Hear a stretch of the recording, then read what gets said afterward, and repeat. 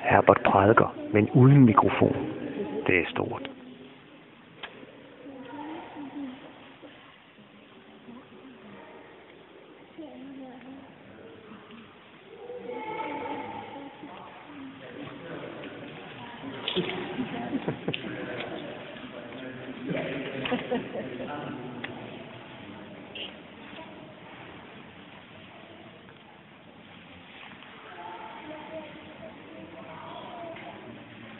Nu føler mig godt.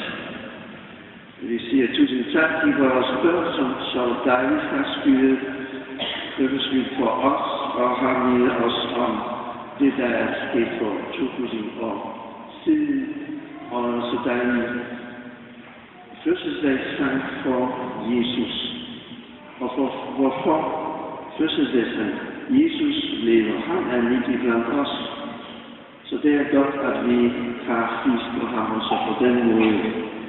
Men se, vinteren er en mørkets tid. Og vinteren er også lysets tid. Og vi glæder os ekstra meget til vores lamper, der indlysende gadelykterne og ikke mindst vores stjernekanter og hele Rysgade og Strøget.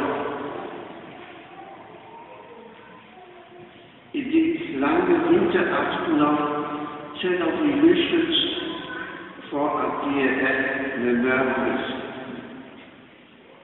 Vi samles omkring det og glæder os over det midt i den kolde vinter. Og det er koldt.